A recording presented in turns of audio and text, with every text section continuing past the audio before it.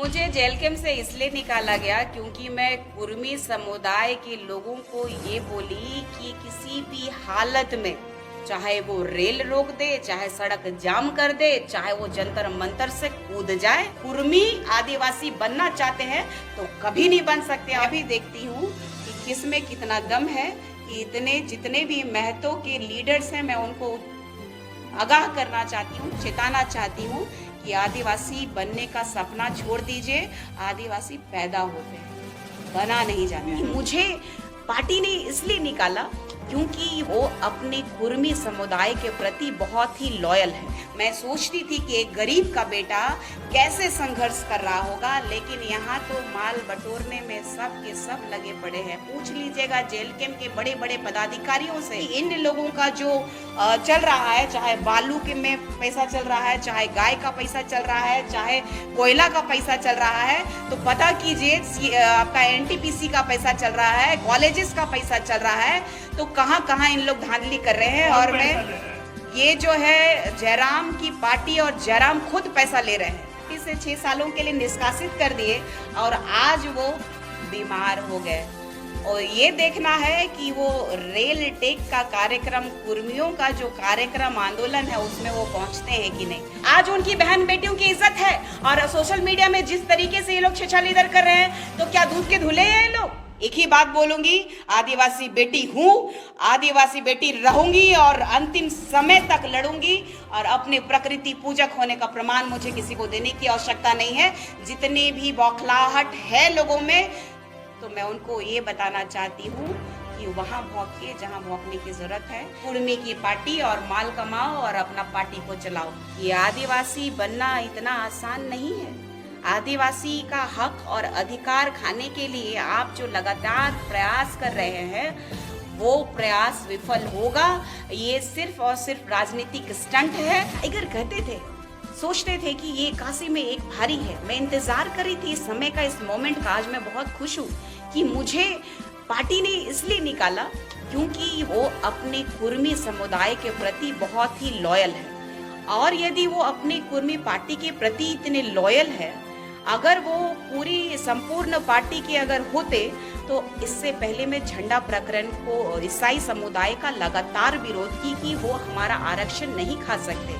आदिवासियों का आरक्षण वही खा सकता है जो आदिवासी है, जो रूढ़िवादी परंपरा को मानने वाले प्रकृति पूजक जो है और विद्यमान विधि में जो अंकित है, विद्यमान विधि से जो बाहर चले गए हैं, वो आरक्षण के हकदार नहीं होते हैं। मैंने उनका जब लगातार विरोध किया, तब भी पार्टी के तरफ से किसी का मुंह नहीं खुला। लेकिन उन्होंने कभी भी आदिवासियों के पक्ष में बात को नहीं रखा। और मैं इस दिन का बेसब्री से इंतजार कर रही थी कि इन लोगों का जो चल रहा है, चाहे बालू के में पैसा चल रहा है, चाहे गाय का पैसा चल रहा है, चाहे कोयला का पैसा चल रहा है, तो पता कीजिए आपका एनटीपीसी का पैसा चल रहा है, कॉलेजेस का पैसा चल रहा है, तो कहाँ कहाँ इन लोग धांधली कर रहे हैं। और मैं ये जो है जयराम की पार्टी और जयराम खुद पैसा ले रहे हैं। और अगर सबसे पार्टी में थी तब क्यों नहीं आरोप लगाया? इसीलिए मैं इस मौके का इंतजार कर रही थी, कि समय का इंतजार कर रही थी। पहले लगाती तो फिर वो लोग अनर्गल बातें जिस तरीके से छेछालेदर कर रहा है सोशल मीडिया में, एक औरत को किस तरीके से दबाया जाए, या तो फिर मेरे बारे में, जो परिवार के बारे में इन लोग जो कह रहा है, तो ये बात पूरी तरीके से पता नहीं चलता। ये ईसाई के समुदाय के बारे जब मैं बोली तो इनका प्रतिक्रिया नहीं दिखा, लेकिन कुर्मी के बारे में बोली तो इनकी प्रतिक्रिया साफ दिखी कि वो सिर्फ कुर्मी की पार्टी है।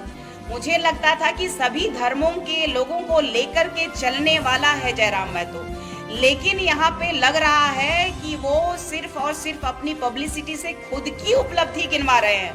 क्षेत्र की जो कमियां हैं उसको गिनवानी चाहिए।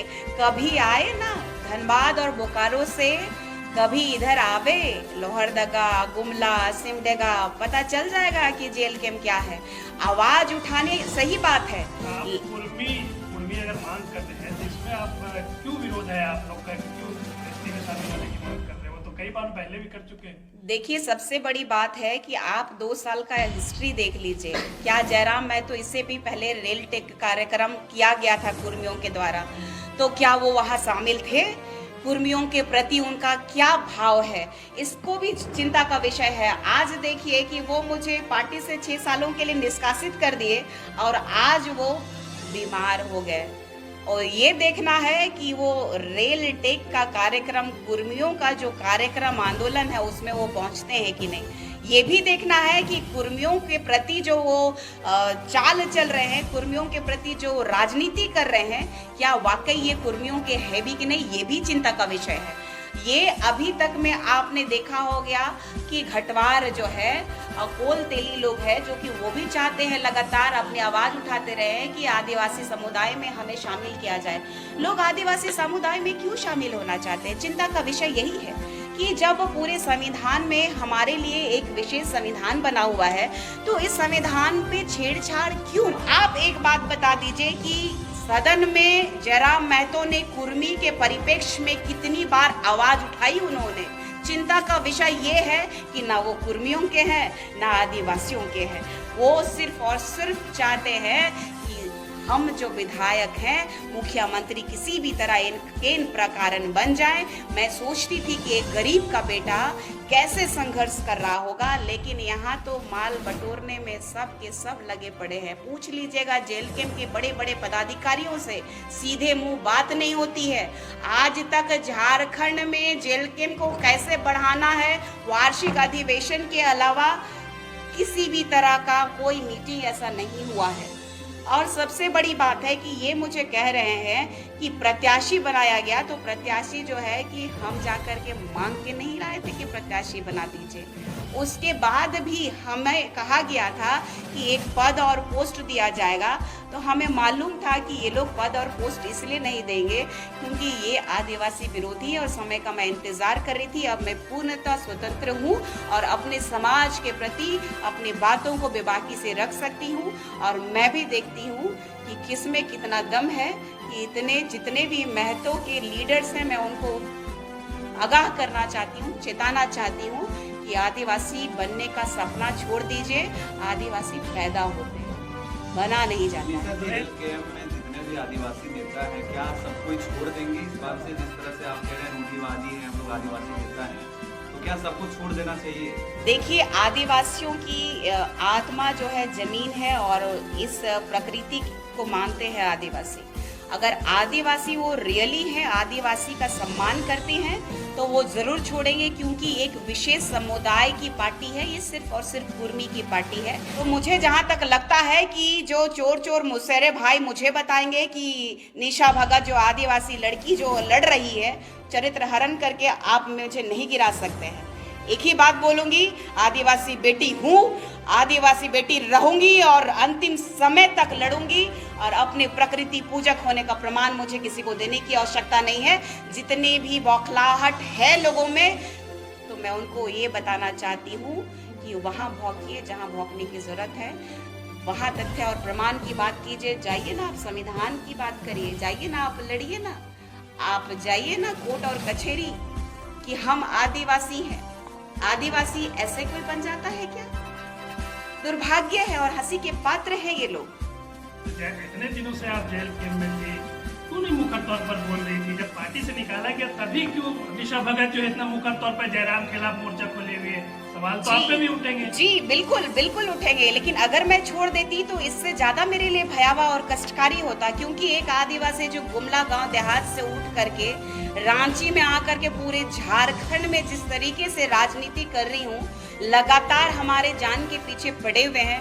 राष्ट्रीय अनुसूचित जनजाति आयोग में भी मैंने केस किया है और अभी मैंने गृह मंत्री को भी लेटर लिखा है कि गृह मंत्री से मैंने आस लगाया है, क्योंकि ये राज्य की सरकार के पास भी मैं डीजीपी के पास गई थी, डीजीपी ने आवेदन लिया, लेकिन इस सरकार में भी जो है जो चटुकारिता करते हैं, जो 2 पैसा कमा करके देते हैं, उनके पास गार्ड होता है, लेकिन जो संघर्ष करते हैं उनको गोलियां खानी पड़ती है।